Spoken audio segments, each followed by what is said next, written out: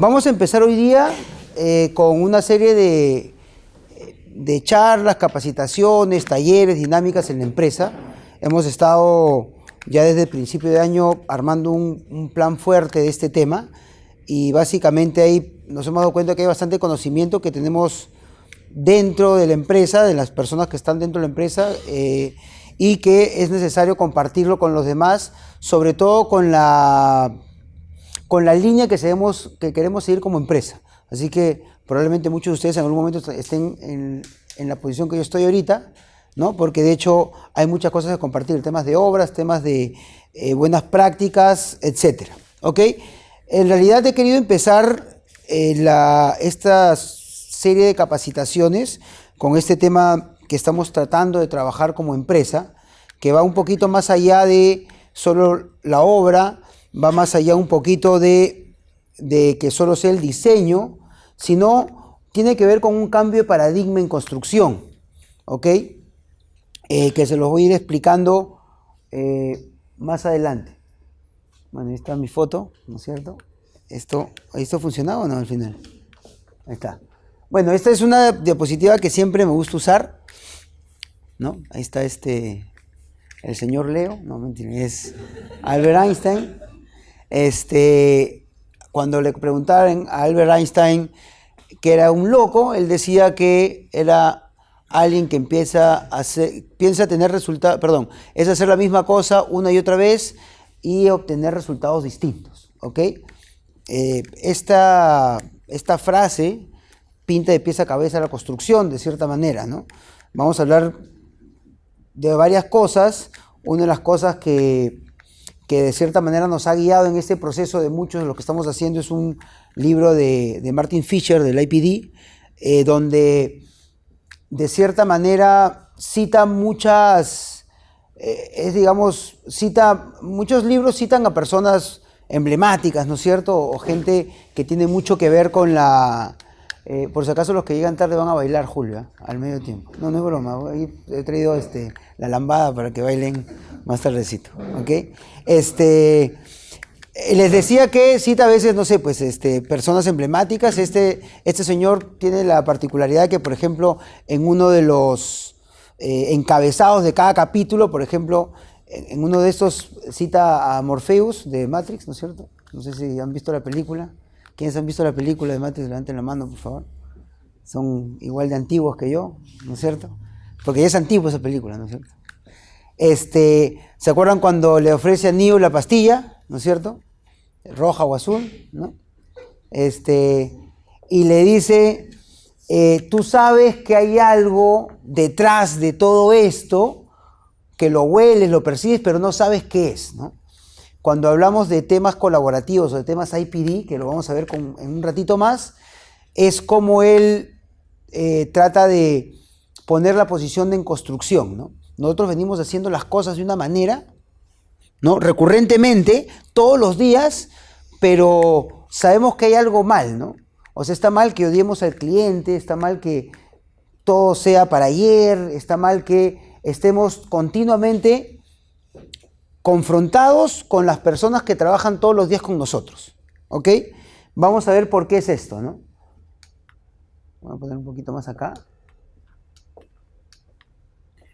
Hoy día vamos a ver, en realidad vamos a hacer una dinámica que va a durar la mayor cantidad del tiempo, son más o menos 6 horas, vamos a quedar hasta las 2 de la mañana, ¿ok? Pero hay sanguchitos, así que cuando hay sanguchitos no hay problema, ¿no es cierto? Bueno, en realidad va a durar hasta un poquito más yo creo que llegamos a las 10. En realidad lo que les quiero comentar es súper rápido. Si nos quedamos más es por Julio, que ha llegado tarde, ¿no es cierto? Vamos a tener que verlo, pero bueno, vamos a ver unos conceptos básicos y esta dinámica del Target Value Design que tiene que ver con lo que estamos conversando. Les quería hacer una pregunta. ¿Qué es lo más importante para tener un contrato colaborativo? ¿Qué me pueden decir? Todos a la vez no, por favor, que no les escucho. Confianza, ¿no es cierto, Blanquita? Ahí está, a la cabeza. Confianza es una de las cosas, ¿no es cierto? ¿Qué más? ¿Qué más necesitamos para tener un contrato colaborativo? Incentivos, ¿no es cierto? Incentivos. Pueden ser económicos. económicos, que esté alineado, ¿no? ¿Qué más? Que todas las partes ganen también. ¿Qué otra cosa? Horizontalidad en la comunicación. ¿No? Que sea un tema horizontal, más no vertical, ¿no?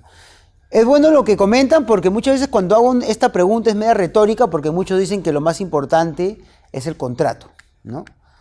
Y en realidad no lo es. Lo más importante es las cosas que se han referido, pero de cierta manera quería compartir con ustedes unas ideas de un paper que leí en realidad este año, que es de este subcontratista de instalaciones, se podría decir, que se llama Owen Matthews, con, Gregory Howell, que conocido mundialmente, pues, que es uno de los gurús Lean Construction, que habla justamente de los mayores problemas sistémicos que tiene nuestro sistema hoy en día. Y cuando lea esto, probablemente se le va a hacer muy, muy familiar, ¿no? Lo primero que él dice es que las mejores ideas siempre se guardan para el final, ¿no es cierto? ¿Por qué es esto? Bueno, porque así el constructor se ha llamado en una etapa temprana, como sabe que al final habrá un concurso, se guarda las mejores ideas para esta etapa, ¿no es cierto? Viene un promotor inmobiliario, en nuestro caso, ¿no es cierto? Puede ser el propio de casa u otro y nos dice, mira, ayúdame a desarrollar mi proyecto y yo te voy a dar el proyecto, ¿no? En ese momento nosotros decimos, yo sé que eso es mentira, y al final cuando lo ayude, va a licitar su obra. Entonces, si pongo toda la carne en la parrilla, como dicen los argentinos, probablemente no tenga nada que darle después, ¿no?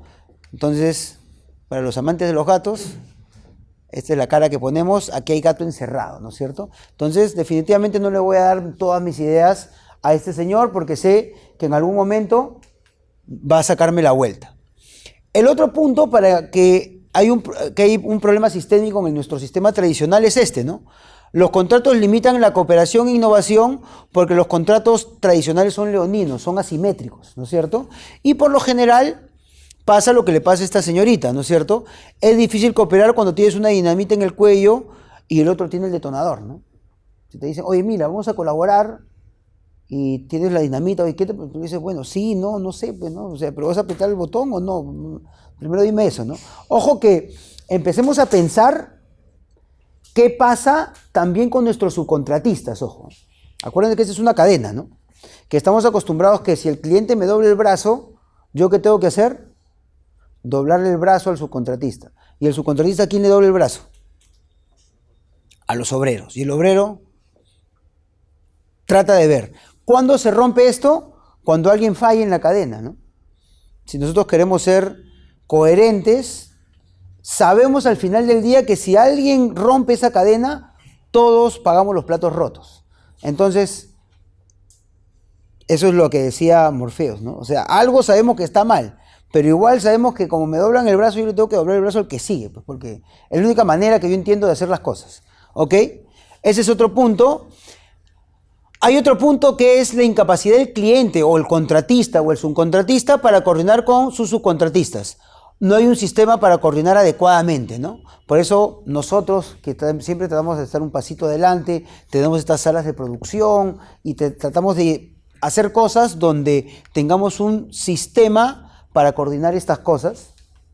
Y por último, cada subcontratista solo optimiza su alcance, busca la eficiencia local y no la eficiencia de todo el sistema, ¿no es cierto? Si yo no veo por mí, nadie más lo hará, ¿no? Acá está Raulito cuando está molesto en las obras, seguro, ¿no es cierto? Y dicen, sálvese quien pueda, ¿no es cierto? ¿Qué es lo que estamos diciendo acá? Esta es la famosa suma cero, ¿no?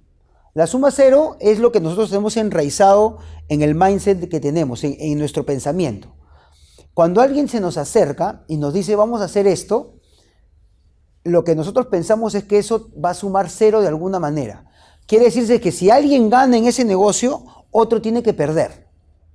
Esa es la famosa suma cero. Y es lo que nosotros conocemos por negocio. O sea, si viene el cliente y me dice, vamos a hacer esto, yo tengo que mirarlo y decirle, ¿dónde está el truco? De la misma manera pasa con nuestros subcontratistas. Cuando le digo, hay que sectorizar y usar la sala de producción, usar tener de trabajo, el subcontratista lo primero que piensa, el ingeniero, el arquitecto ya ya me quiere sacar la vuelta de alguna manera, porque no es normal que él quiera que yo gane plata. Él gana plata cuando yo la pierdo, porque eso es lo que estamos acostumbrados a tener. Entonces, ¿cuál es la idea para acercarnos a una solución? ¿Qué pasaría si todo el equipo del proyecto, diseñadores, cliente, constructor, proyectistas, subcontratistas, compartiríamos los mismos beneficios y riesgos? ¿Qué piensan? ¿Que esto sería mejor? ¿Se podría? ¿Se puede? ¿No se puede? Es utópico, como el comunismo, que es muy bonito decirlo, pero no se cumple. Todos ganamos igual, pero todos gastamos igual, ¿no es cierto? ¿Se podrá o no se podrá? ¿Qué dicen? Pueden hacer una ola también. Debería ser posible, ¿no? Debería ser posible, pero ¿qué tendría que pasar para que pase eso? Tienen que cambiar el mindset, tiene que ver con lo que decía Blanca al principio, el tema de confianza, ¿no es cierto? El tema de colaboración, el tema de integración. ¿Cuál es el primer punto que tenemos que empezar a pensar en estos temas integrados? Es algo que lo hemos repetido muchas veces, que tiene que ver con el tema de valor, ¿no es cierto? Esta es una definición rápida donde dice que el valor se puede definir como el precio que un cliente o consumidor le da a un producto o servicio para satisfacer sus necesidades a un precio concreto en un momento determinado. Todo eso tiene que ver con qué es lo que quiere el cliente, ¿no es cierto? Podemos tener muchos ejemplos al respecto. Imagínense este cine de acá, ¿no es cierto? Si es que nosotros vamos a construir un cine de este tipo y el cliente viene y me dice que quiere que la alfombra sea una alfombra persa de 2000 hilos y quiere porcelanato español en los baños. ¿Ustedes qué le podrían decir a ese cliente? ¿Ustedes creen que está yendo por la senda correcta o no? ¿Qué dicen? ¿Qué podríamos hacer para identificar el valor en este cine? Identificar lo que agrega valor justamente al cine. ¿Cómo podríamos hacer eso? ¿Quiénes van al cine? Todos van al cine, ¿no? Levanten la mano los que van al cine. ¿Ver? Juan Carlos, ¿llevas al cine? Levanta la mano. Entonces. Todos vamos al cine, ¿no es cierto? Imagínense que hacemos un focus group, ¿no es cierto? De quiénes van al cine. Y acá está, digamos, el grupo que lo va a hacer. ¿Qué podríamos decirle a ese señor que su negocio es los cines? ¿Qué le pediríamos de este cine? Si nos dice, oye, ¿qué les parece si le pongo una alfombra persa al cine? ¿Ustedes qué le dirían? Que se enfoquen en el servicio que va a entregar más allá de la alfombra, ¿no? ¿La alfombra alguna vez ha visto? ¿De qué color es la alfombra en el cine? Roja, pues será azul. Es oscura, ¿no? Cuando se te cae la gaseosa para que no se vea, ¿no? Probablemente. ¿Quién sabe del porcelanato español en el baño? ¿A alguien le importa el porcelanato español en el baño? ¿Cuántas veces vas al baño con el... Ahora, antes había, en los tiempos de Raulito, pues había intermedio, pues, ¿no? El break, ¿no? Para cambiar el rollo, ¿no? Pero ahora que es digital ya ni sales de la sala, pues, ¿no? De frente, te aguantas hasta el final, pues, ¿no? Ni siquiera ves el baño, ¿no? ¿Qué le podríamos decir? Servicios, por ejemplo. ¿Qué opinan del video? ¿Qué opinan del audio? La butaca. ¿Qué tiene que tener la butaca? Básico. Que sea cómoda o que se levante el bracito. Que se levante el bracito, pues, ¿no? Si no, ¿cómo abrazas a la novia, al novio? Pues, ¿no? ¿Cómo vas a abrazarlo ahí? No tienes que tener eso. Entonces, ¿qué estamos hablando? Esa generación de valor, ¿quién la conoce? La conoce el cliente. Pero ¿quién lo guía? Lo guiamos todos. Este ejemplo que les pongo no es un ejemplo tan irreal. Es un ejemplo que contaba la gente de Graña, que los que han estado probablemente algunos ahí, como Michelle, que se escapó un tiempo de Graña, ¿no es cierto? Y después regresó. Bueno, Juan Carlos, no sé si lo he escuchado, Raulito también. Es un ejemplo que tenían ellos, ¿no? Vamos a poner un ejemplo nuestro, ¿no es cierto? De una obra que estuvo Arturito, ¿no? Bueno, que estuvo Arturo, Aulalio, y creo que a biblioteca no ya se pasar, ¿no? Biblioteca ya no queda nadie en la biblioteca, ¿ya? Pero creo que, bueno, les comento. Esta obra de la biblioteca, de la Católica, tenía un concreto caravista pigmentado, color rojizo, ¿ya? El cubo costaba como 300 soles el cubo. Para que se hagan una idea, más o menos la proporción era 50% más, porque el cubo estaba más o menos 200 soles y estaba 300 en ese tiempo, ¿no? Cuando vimos el proyecto en la oficina, vimos y dijimos, oye, parece que esto es con cemento Atlas, ¿no? ¿Se acuerdan? Bueno, no se acuerdan mucho de repente, pero antes había un cemento que se llamaba Atlas y era un cemento puzolánico que cuando vaciabas con ese cemento parecía barro y a la gente no le gustaba, ¿no? Veías barro y decías, pucha, qué feo, ¿no? O sea, parece que se va a caer, ¿no? Y nosotros lo vimos y parece Atlas, ¿no? Entonces le dijimos al cliente, tenemos una cláusula de ahorros compartidos, le dijimos al cliente, oye, ¿qué te parece si te hago una muestra con cemento Atlas? O porque es parecido. Mira, la verdad no estamos interesados, pero si quieres, hazla, pues, ¿no? Hicimos la muestra, desencoframos y el cliente la vio. Y le dijimos, ¿qué te parece? Ya está fea, nos dijo. Y le dijimos, si haces con esto, te vas a ahorrar 800.000 soles. La miró de nuevo y dijo, bueno, no está tan fea, ¿no? Bueno, esa biblioteca, los que han tenido la oportunidad de ir, está vaciada con cemento Atlas. La pregunta es, al igual que en este cine, ¿qué es lo que se escapó en toda esa etapa? El cliente, ¿qué es lo que quería? ¿Quería un concreto pigmentado rojo? ¿Quién le dijo que necesitaba concreto pigmentado rojo? A ese cliente, a ese arquitecto. Cuando el arquitecto quiere calidez y quiere marrón, ¿eso se transfiere en madera nada más? No necesariamente. La identificación de valor, entonces, en todo este proceso empieza con que todos nosotros, estructurales, arquitectos, instalaciones eléctricas, sanitarias, cliente, gerencia de proyecto y constructor, tenemos algo que decir en todas las etapas del proyecto. Justamente, como les digo, nosotros no era que conocíamos la pólvora ni habíamos inventado la Coca-Cola, ¿no? El tema era que nosotros hacíamos eso todos los días, ¿no? Y cuando vimos el concreto, y esto se parece a lo que siempre hacemos. Y el cliente y todo ese equipo de diseño no tenían ni la menor idea cómo se hacía. No tenía esa opción. Y no tenía por qué saberla. Como nosotros no tenemos que saber por qué una viga puede tener más o menos fierro. O por qué un cable tiene que ser más o menos grueso. Para eso hay especialistas. El modelo que vamos a empezar a ver y que queremos empezar a desarrollar en todas las etapas de los proyectos es justamente integrarnos con las demás partes. Esto es lo que tenemos que buscar en nuestros edificios.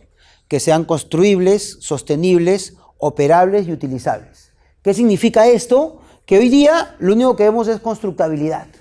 O mejor dicho, que sea construible, que llegar al costo, llegar al plazo y al alcance. En realidad, hacia donde tiende el mundo es a ver a los demás, a estas demás características. Sostenible, cada vez más, si quieren pregúntenle a Blanquita, si ahí cuando coman los sanguchitos, todas las inmobiliarias que tenemos nos están preguntando por el LEED, por el EDGE, por el bono verde, porque la tendencia es por ahí, y al margen que sea la tendencia o no, tenemos que pensar en eso, ¿no? Hace poco escuché en una conferencia a Lauri Cosquela, que es uno de los gurús Lean Construction también, y cuando le preguntaban de Lean Construction, lo primero que dice es que tenemos hoy día la responsabilidad de ser sostenible nuestro negocio para el mundo. ¿Por qué? Porque nosotros depredamos, pues, ¿no? Y mientras que más hagamos cosas, más complicamos el concreto, la huella de carbono, etcétera, etcétera. Es un tema que tenemos que pensar. Que sea operable, justamente estamos acostumbrados a ver el CAPEX de los proyectos y no el OPEX. Cada vez más tenemos que empezar en la operación. Y por último, que sea utilizable para las personas que puedan utilizarlo de una mejor manera. Imagínense que esta sala haya sido diseñada, que sea un primer piso y la puerta de ingreso esté por el ecran. Y cada vez que entre alguien y llegue tarde como Julio, ¿no es cierto?, va a tocar la puerta y va, oye, pasa, ¿no? Sería complicado, ¿ok? Entonces, quiero pasar un ratito a ver una diapositiva para no quedarnos con la hora corta. Creo que era la siguiente, no hay problema. Era la siguiente.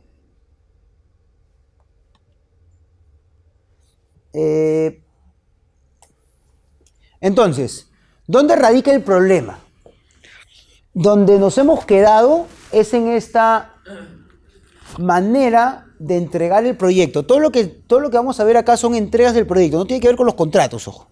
Los contratos decantan, o las formas de pago, como el suma alzada, precios unitarios, decanta de lo que acordemos. Pero la entrega del proyecto, el delivery del proyecto, tiene que ver con estos tipos.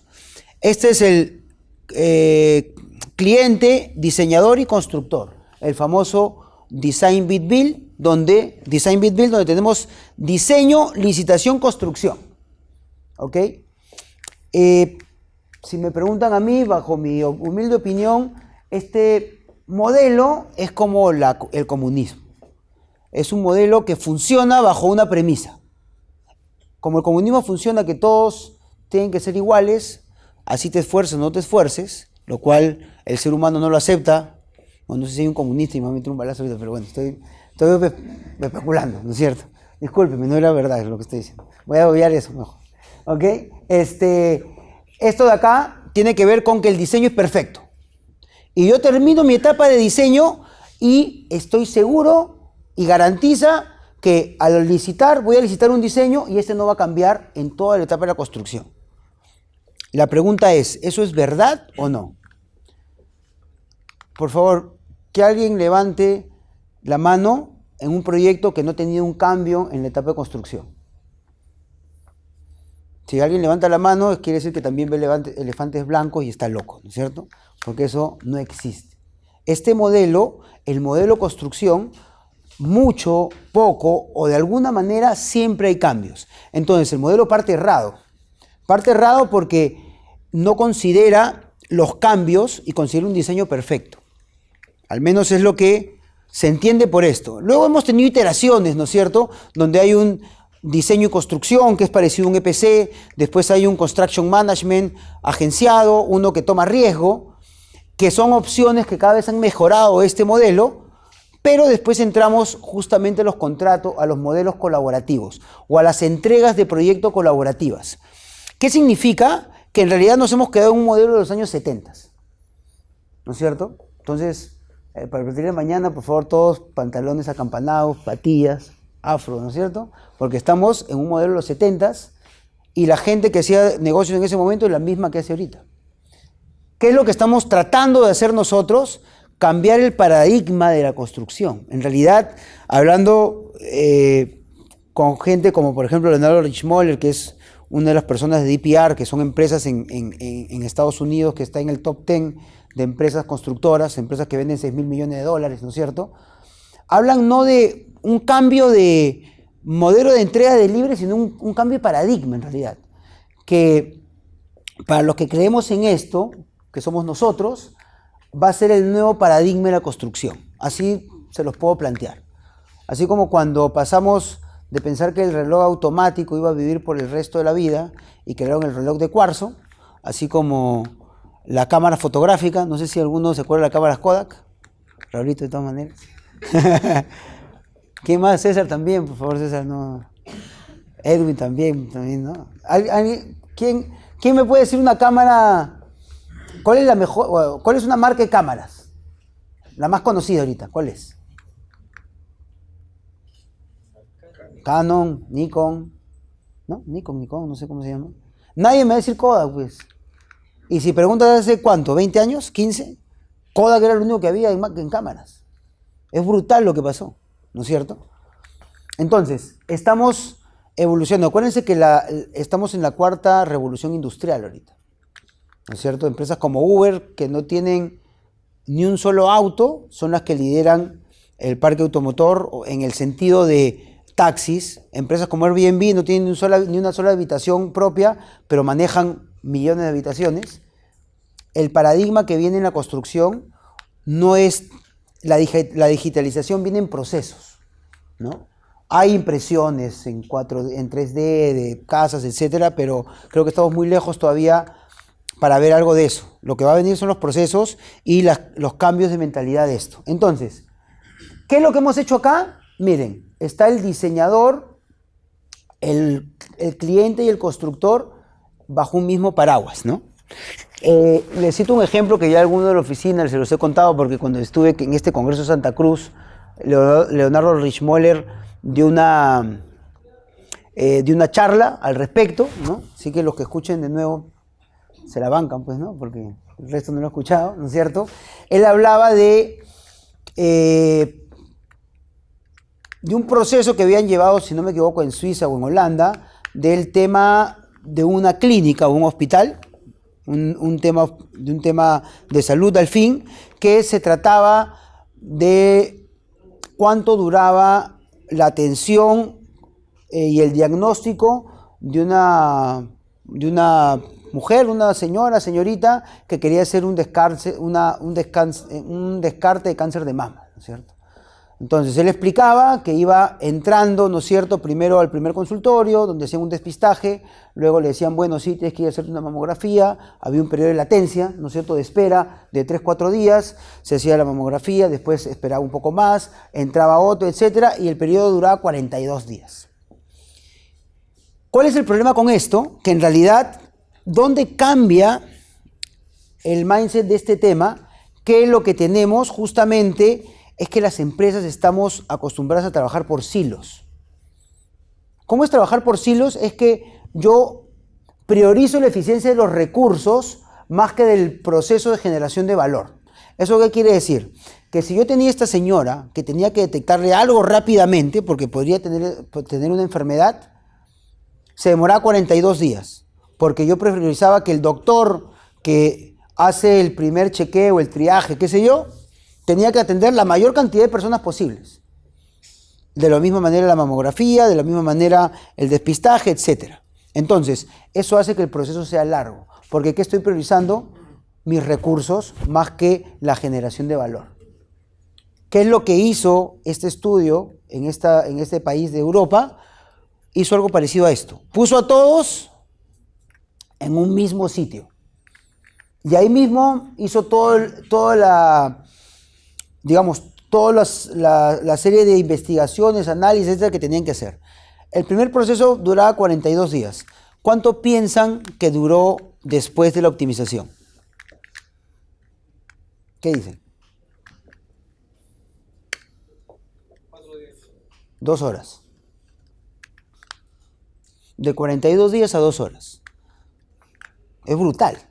Ahora, ¿cuánto dura la etapa de diseño en una obra como la que hacemos nosotros todos los días? Desde el anteproyecto hasta que tienen el proyecto. ¿Cuánto creen? Blanquita tiene la respuesta. Todo el proyecto. Pero de anteproyecto a proyecto, ¿cuánto será? ¿3, 4?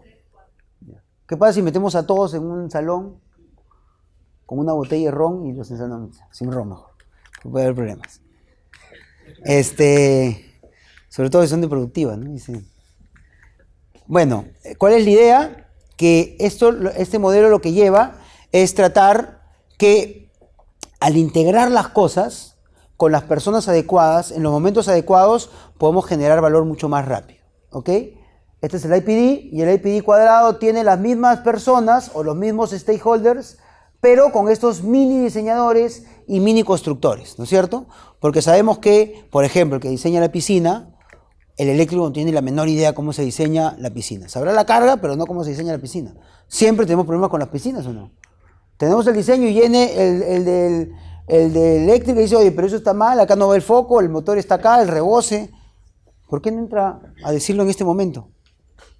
¿No es cierto? Entonces, para ir terminando el tema, ¿qué es lo que tenemos? Este es un cuadro clásico, ¿no es cierto? Perdón. Esta curva es la influencia de nuestras decisiones y esta de acá es el costo relacionado a esas decisiones. ¿Qué quiere decir? Que si tenemos las etapas de definición, diseño, construcción y operación, en un primer momento, la decisión que yo pueda tomar tiene un impacto muy alto en mi proyecto y no cuesta casi nada o nada. Imagínense que yo veo el proyecto, ¿no es cierto?, el primer plano y veo que una columna está cayendo acá. ¿Cuánto me cuesta sacar la columna del medio de este salón? Cuando estoy acá. Más o menos me cuesta un enter, ¿no? Un enter me cuesta. ¿Qué pasa si estoy acá entregando el proyecto? ¿Cuánto me cuesta sacar esa columna? Y si es que todo el edificio está diseñado con eso, probablemente ya no la pueda sacar. Y si la tengo que sacar me va a costar un montón de plata, por no decir otra palabra, que todavía estamos en horario de protección al menor, ¿no es cierto? Entonces, ¿qué es lo que pasa? Es que en nuestro enfoque tradicional, si eso es el entendimiento común, llamándolo entendimiento común, lo que necesita el proyecto para generar el mayor valor posible, nosotros vamos entrando así. El cliente está por acá, el arquitecto por acá, los ingenieros por acá, nosotros entramos por acá y nuestros subcontratistas entran por acá, ¿no? Ya con el carro ya avanzando, ¿no? La generación de entendimiento común nunca va a llegar al 100%. Acá estamos siendo bastante optimistas y está por acá. ¿Cuál es lo que se propone? Justamente entrar todos en una etapa temprana. ¿Para qué? Para generar ese valor y entender el proyecto de una manera que pueda generar valor y encontrar lo que se quiere. Ahora, ¿cuál es la particularidad de esto? Quiero pasarles esta diapositiva de acá. Esta diapositiva es bastante moderada a lo que tenemos nosotros como negocio. Por alguna razón en la vida separamos el diseño y la construcción y curiosamente donde se genera más valor es en el diseño. ¿Ok? Si el diseño es como 1, la construcción es como 10, el mantenimiento como 30, los costos operativos como 150 y el retorno operativo como 300 o 2000. Les voy a poner el ejemplo en nuestro negocio. ¿Cuánto cuesta el diseño en nuestro negocio? Entre 10 y 15 dólares, más o menos. ¿Cuánto cuesta la construcción? Eso sí me pueden decir. ¿Cuánto es nuestro costo por metro cuadrado, más o menos? ¿500 dólares? ¿No? Al ojo, ¿no? ¿Cuánto es 15 de 500? Sin calculadora, ¿qué me dice? No, con calculadora puede ser. ¿Cuánto es? A ver, Arturito, tú que has sido premio de matemáticas en el colegio. Chimbote, premio de matemáticas. 3%, ¿no? Más o menos. 3%. Entonces, ¿qué pasa si yo le saco 3 dólares a la construcción y se las pongo al diseño? Le estoy aumentando un 15% a la construcción y le estoy quitando un 0.5% al diseño. Perdón, le estoy quitando un 0.5% a la construcción. Miren la matemática simple, ¿no? Pero como hemos separado el diseño y la construcción y estamos en un mundo de subasta, lo que hacemos hoy día es apretar el diseño. ¿Y qué le pedimos al diseñador? Si es que yo soy un promotor, le digo, entrégame los planos lo más rápido posible. Entonces, escojo y le pago el 30% para que empiece. Y le digo, ¿te pago el otro 30%? ¿Cuándo? Cuando me tengan los planos listos. Entonces, ¿qué va a hacer ese diseñador? Si quiere la plata lo más rápido posible. Te va a entregar lo más rápido posible. Quiere decir lo menos revisado posible. Ah, y el 40% cuando me aprueben en la municipalidad. Si que ustedes fueran ese diseñador, ¿qué haría? Si quieres que pase la municipalidad y esto lleva un cable de 12 milímetros, te le pongo uno de ¿cuánto? Pues más grueso, pues, ¿no? Por si acaso, pues, porque yo quiero que me pague. No quiero saber si es que paga más o no el cliente. Yo quiero que me aprueben el proyecto. Eso es lo que tenemos hoy día. Y el costo relacionado a eso es el que nosotros ponemos después. Ese desfase hace que el negocio no sea rentable para nadie. Ese proyecto entra muerto. Lo mismo tenemos para los proyectos cuando nacen en un primer momento. Tenemos un terreno de 4x4. ¿Cuántos metros cuadrados tiene? 16. ¿Cuánto es el perímetro?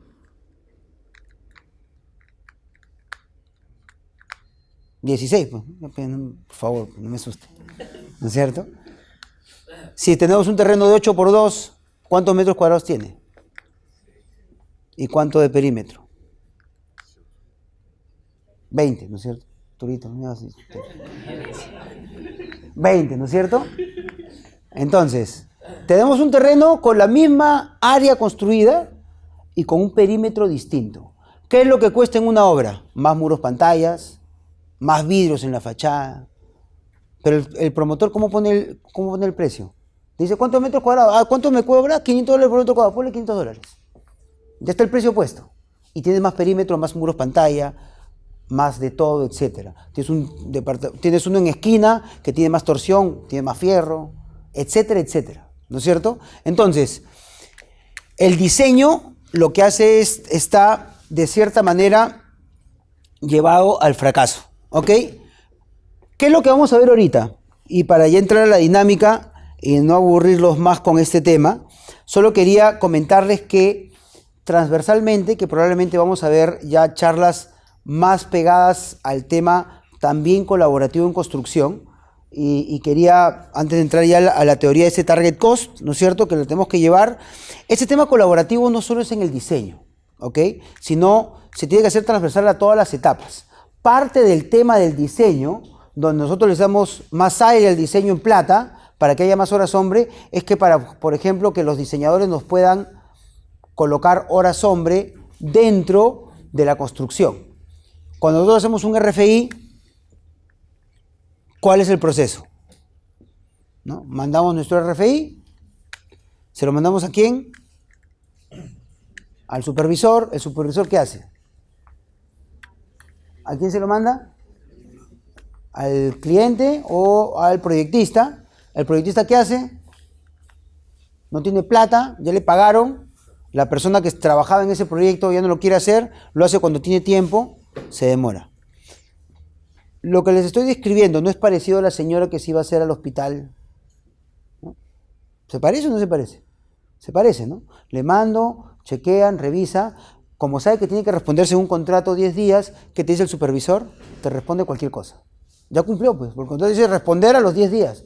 Bueno, entonces te pongo, falta una coma. Te respondí. ¿Eso hacen o no? ¿Qué pasaría si es que hacemos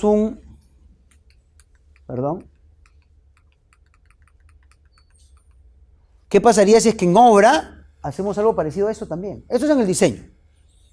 Pero ¿qué pasa si hacemos algo parecido a esto? En vez de mandar un RFI, hacemos una sesión donde estén todos juntos y podamos contestar eso rápidamente. ¿Sería más rápido o no? Por supuesto. Bueno, esos son los famosos Big Room y las famosas sesiones ICE que usamos y que hemos escuchado y que tratamos de aplicar. ¿Dónde hay el tema de colaboración? En la sala de producción que están usando. El As Planner, que conocemos ahorita en Productiva, es una evolución de la fábrica visual, que es un concepto de ingeniería industrial muy antiguo, más o menos de este tiempo, que tiene que ver con conceptos visuales y solucionar problemas integradamente, ¿no? Yo conversaba ahora justo con Raúl, con Michelle, que estuvimos visitando un par de obras, y les decía que, por ejemplo, en el libro de Virgilio Guillo, que es la persona que trajo todo este tema al país, si revisan el libro no hay ningún tema de sala de producción. Hay temas básicamente de sí llevar un As Planner de una manera adecuada, pero no hay nada de fábrica visual, porque hemos entendido solamente hace 15 años en construcción que la manera de hacer las cosas es tratar de sacar la información de las personas que lo tienen. Por eso es que es importante, y machacamos, y aprovecho en seguirles machacando hoy día también, que este tema tiene un fin. El fin es compromiso de todos los involucrados, me refiero a la sala de producción, y el fin es tener la información correcta. Acuérdense que todos han programado de alguna manera. ¿Cómo programamos antes de estas salas de producción? Venía el ingeniero, ¿no es cierto? Se ponía en su laptop, ¿no? En el caso de César, en su PC, en su 386, ¿no es cierto? Ahí tecleando, claro. Y ponías, bueno, voy a programar. Entonces, para la próxima semana, ¿qué necesito? Enchape. Ya, entonces que el subcontratista Enchape me traiga 30 albañiles. 30 albañiles. Enter. Y necesito Enchape. 500 metros cuadrados. No, mejor no, 600. 600 metros cuadrados. Enter. Programaba y ¿qué hacía? Mandaba a todo mi equipo, ¿no? Control Alt, ¿no? Antiguo, ¿no? Send y mandaba. Y le decía a mi equipo, esto es, por favor, hágase, ¿no? Tipo Dios, ¿no es cierto? Y espero que esté listo, por si acaso. Si no está listo, es su problema, ¿no? Entonces, encima, como obviamente no iba a estar listo, iba el residente y gritaba, ¿no? ¿Por qué no está listo? Etcétera, etcétera. Y ya la gente, como lo gritaban tanto, ¿no es cierto? Ya sabía que de 5 a 6 les tocaba grito, pues, ¿no?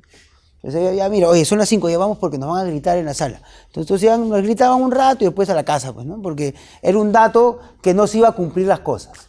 ¿A qué hemos migrado entonces? A juntarnos y a decirle al albañil o al subcontratista de albañilería, necesito 30 personas. Y lo que te va a decir es, para la próxima semana imposible. Porque en verdad todos sabemos que conseguir personas, 30 personas del viernes para el miércoles es imposible. Porque solo en nuestro sistema de seguridad le piden un día, el examen médico otro día, de 30 personas. Para meter 30 personas, ¿cuántas personas tienes que llamar a la obra? Por lo menos 50, ¿no? Porque el 30% ¿dónde se lo bajan?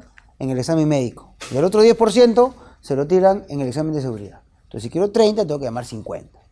Y eso si es que van y no consiguen otro trabajo en esos 2 días, que alguien lo llame y le ofrece otra cosa. Entonces, lo que hacemos también en esta sala de producción es integrarnos y colaborar.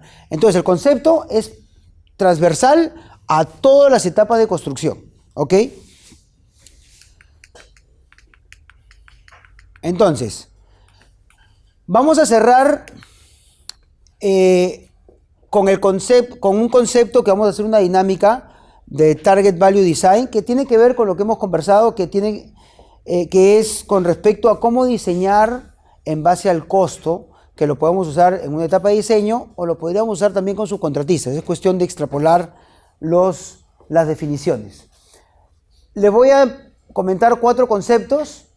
Primero, el costo permisible es la cantidad de dinero que tiene el cliente y que está dispuesto a pagar por el activo. Quiere decirse que alguien quiere hacer un edificio y le cuesta $2 millones. Si es que le cuesta $2 millones, $1, ese cliente no entra al negocio. ¿Ok? Es el costo permisible. Más de eso no le sale. No le da el TIR, no le da la inversión, etc. Luego tenemos el costo esperado, que para ponerlo en palabras simples, es el costo de mercado. Es el $500 del que hablamos, ese es el costo esperado, ¿no es cierto? Que es el que, de cierta manera, todos tenemos en la cabeza. ¿Qué es lo que estamos haciendo nosotros hoy día en la empresa? Estamos apuntando a este famoso costo meta o target cost. Hoy día, todas nuestras obras las ganamos bajo este escenario. Nosotros vamos donde el cliente, tenemos una serie de pasos que no vienen al caso ahorita, se los pueden preguntar a Blanquita y a Raúl, que son los que se meten ahí ese tema, ¿no es cierto? Pero básicamente, bajo ciertos engaños, no mentiren, bajo ciertas aproximaciones, ¿no es cierto? Le decimos, mira, yo puedo llegar a un costo, el cual es por debajo del mercado, ¿no es cierto? Y si es que yo llego a este costo, lo único que te pido es entrar en etapas tempranas y dejarme optimizar. Y me das la obra al final. Con todo lo que les he comentado, ¿piensan que es fácil o difícil hacer este tema? Bueno, en realidad yo creo que podría ser difícil, pero conceptualmente, ¿es fácil llegar o no? ¿Qué dicen?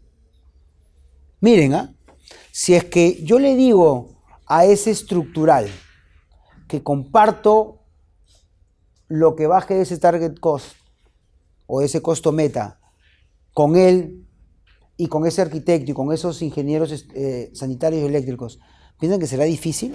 ¿Piensan que él hará rápido su diseño o dirá, aguanta? Si yo le digo, oye, ¿me puedes ver si es que esto losa en vez de maciza puede ser aligerada o puede ser postensada? ¿Se va a meter a hacerlo? Obviamente que sí. Si hay plata en la mesa. El modelo nos lleva solito a que este costo meta sea realizable. No porque seamos Albert Einstein, no porque seamos eruditos en el tema, es porque hay mucha grasa encima en el proceso tradicional. Nadie ve la optimización en el diseño. Lo que estamos haciendo en este modelo es verla justamente. Entonces, luego de eso tenemos el costo actual. ¿Cuál es el costo actual? Justamente es el costo real que sale en el proyecto. Voy a pasar básicamente a esta última diapositiva, porque el resto ya lo hemos conversado de cierta manera, para comentarles lo siguiente. ¿Cómo funciona este modelo? Ahora, hay 2 maneras de ver esto, ¿ok? Hay un modelo que es el de cierta manera, el de Glenn Ballard, que es bueno, ese es el Target 2, pero en el IPD llama a un contrato colaborativo. En realidad en los últimos, digamos, intentos que están haciendo en Stanford, en realidad lo que llama es el tema integrado de colaboración más que el contrato que firmas. Les digo esto porque cuando se habla de contratos colaborativos, muchas veces se apunta al contrato. Y en realidad nosotros podríamos estar en una obra con precio tope o en una obra de suma alzada, como le llamamos, y poder tener estos modelos integrados, ¿ok? Ahora, ¿cómo se desarrolla esto? Cuando yo hablo del Target Value Design, lo primero que tengo que hacer es hablar de ingeniería y construcción. ¿Por qué? Porque yo voy a necesitar de la ingeniería para llegar a las optimizaciones y llegar al costo meta. Entonces, si es que la ingeniería es 5, la construcción es 90, eso es el costo directo, indirecto y el overhead que tengo como proyecto. Es lo que me cuesta. ¿Cuánto le cuesta al cliente? 95. La contingencia. ¿Cuál es la contingencia?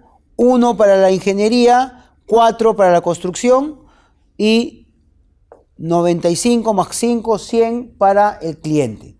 ¿Qué es la contingencia? Por ejemplo, el famoso gasto de vecinos, ¿no es cierto? Si nosotros hablamos de los gastos de vecinos, ¿cuánto podemos gastar en vecinos? 0 o 100 o 200. Eso es algo que no sabemos qué va a pasar. Hay un riesgo en esta contingencia y hay riesgo de variabilidad. La variabilidad nosotros la asumimos en nuestro sistema de producción, pero las contingencias son temas... O sea, la variabilidad es algo que sabemos que va a pasar, pero no sabemos cuándo pasa. En cambio, la contingencia puede pasar o no, y no sabemos de cuánto. Esa es la gran diferencia entre una contingencia y la variabilidad que usamos en construcción. Entonces, de cierta manera, lo que tenemos acá es, tenemos que declararlo. Este modelo, ¿cómo funciona? Funciona como un open book, en realidad.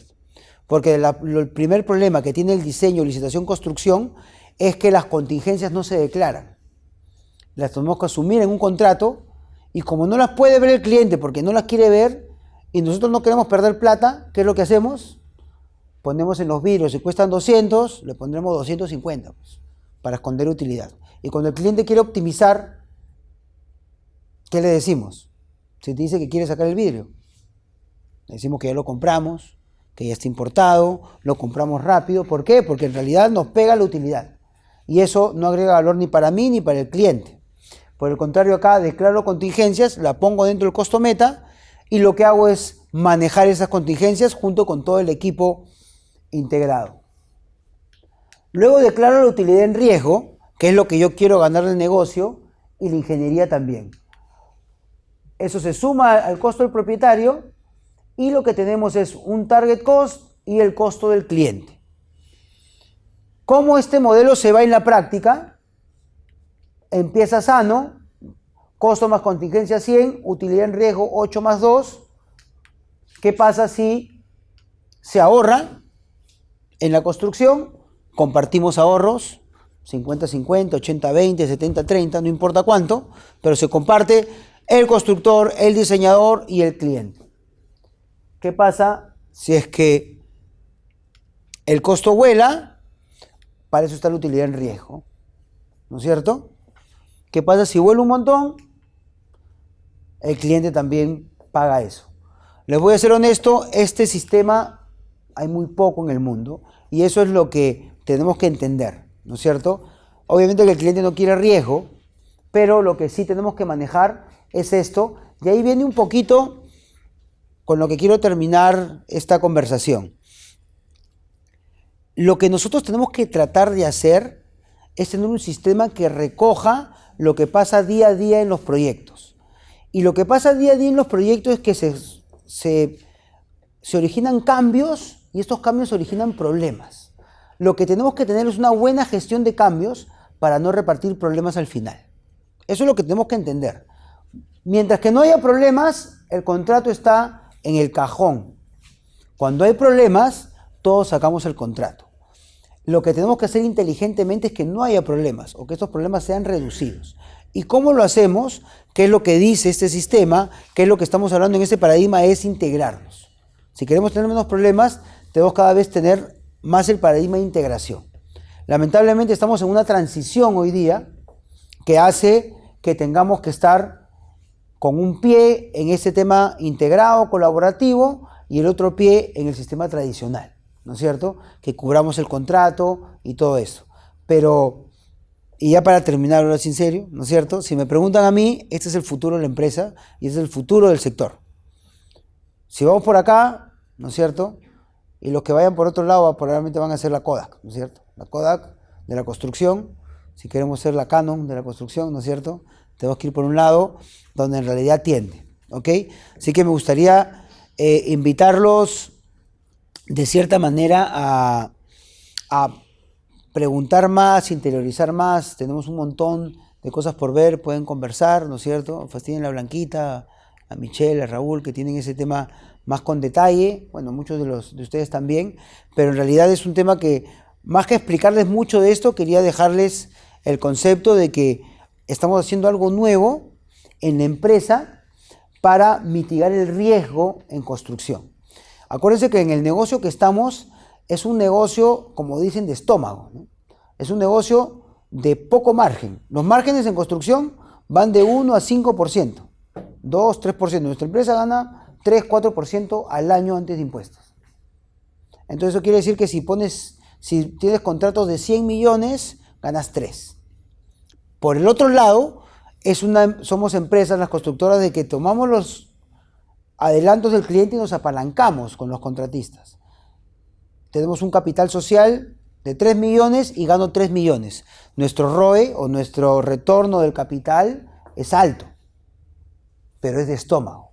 Es un negocio que mientras menos riesgoso sea, va a ser mucho mejor para nosotros. Eso se entiende por escoger un buen cliente, un buen proyecto y buenos procesos, ¿no es cierto? Si tenemos buenos procesos, va a ser menos riesgosos. Si es que yo analizo en este tema integrado, antes veíamos los proyectos un mes, 3 semanas. En un negocio tradicional, te llegan los planos y tú cotizas en 3 semanas o en un mes. En ese negocio, ¿qué es lo que pasaba? Te alegras un día y el día siguiente estás recontra preocupado, ¿no? Porque lo más probable es que si has ganado la licitación, era que te habías equivocado. Entonces, te alegrabas un día y el día siguiente te levantas tempranito a revisar todo lo que te habías podido equivocar, ¿no? Si no, pregúntenle a Blanquita ahí cómo nos poníamos, ¿no es cierto?, nerviosos. En este negocio vemos el desarrollo del proyecto en 6 meses, 8 meses. Te da mucho más entendimiento del proyecto. Podemos ver más los errores. Por ende, bajamos el riesgo. Si usamos temas integrados dentro de la construcción, ya en la etapa de construcción, y yo le pregunto al subcontratista, que cada vez es más confiable y cada vez gana más plata, porque el sistema que yo le ofrezco verdaderamente es mejor para él, entonces le estamos bajando el riesgo a la construcción. Entonces, al final los negocios son temas de riesgos, ¿no es cierto? Y la idea es bajarle y poder atacar estos temas. Esto nomás para terminar, en realidad es cómo se mueve el CAPEX y el OPEX, que tiene mucho que ver, para no hacerla larga, tiene que ver de cómo yo puedo, en un negocio de renta, por ejemplo, sacrificar margen del CAPEX, o sea, de lo que cuesta la construcción, por un tema operativo, ¿no? Por ejemplo, en vez de poner un chiller, ¿cómo era, Blanca? En vez de poner chillers enfriados por aire, poníamos por agua, ¿no? Creo que había una diferencia en costo, pero uno era más eficiente que otro, ¿no es cierto? Por ejemplo, esas cosas, ¿no? ¿Ok? ¿Preguntas? ¿Comentarios? ¿Me creen o no me creen? Así es sí, así es no. ¿Qué dicen? O ya de frente a los sanguchitos. Una pregunta Sí. sobre el target cost. ¿Cómo haces que el cliente te firme un contrato ya mostrándole las contingencias si antes se te escabullía cuando tú se las mostrabas? Es cambiar justamente la mentalidad en toda la etapa. O sea, lo que nosotros hemos hecho es, para empezar, acercarnos, o sea, los clientes que ven esto más son los que ya se han ido contra la pared varias veces. O sea, así como nosotros perdemos plata, las constructoras, me refiero, hay muchos clientes que también han perdido plata con sus fondos de inversión o les ha pasado algo. Entonces, nosotros no he traído todo el tema, ¿no? Pero en este grupo que tenemos del HIC, que es Grupo de Integración y Colaboración para la Construcción de Gerencias, Inmobiliarios, Proyectistas y Constructores, la data que te da es que el 73% de proyectos en Lima no llegan ni al costo o al plazo. O sea, digamos que el 20 y tantos % solo llega al plazo y al costo. El resto no llega. Entonces, como entenderás, los clientes también tienen problemas. Si tú le hablas de esto y desnudas el tema y le dices estas son las contingencias y esto es lo que gano, y él entiende eso, pero al final llegas a un target cost y él está proclive a tener el proceso, empieza el negocio. No es fácil, te digo, pero de hecho que hemos empezado, al menos en nuestro caso, en el caso Productiva, a acercarnos, primero a tener un cliente como Edifica, que así muchas veces digamos, mucha que Edifica, que esto, en verdad es un cliente súper bueno, que podemos hacer muchas cosas y tener mucho menos riesgo, ¿no es cierto? De las 6 obras que tenemos hoy día son 5 de Edifica, así que mucho no nos deberíamos quejar, yo sé que es complicado, pero en realidad es eso. Y con este modelo acercarnos a demás inmobiliarios amigos y le decimos, mire este modelo, con una exposición parecida a la que les he hecho, y les suena, ¿no? Entonces ahí empieza el tema, ¿no?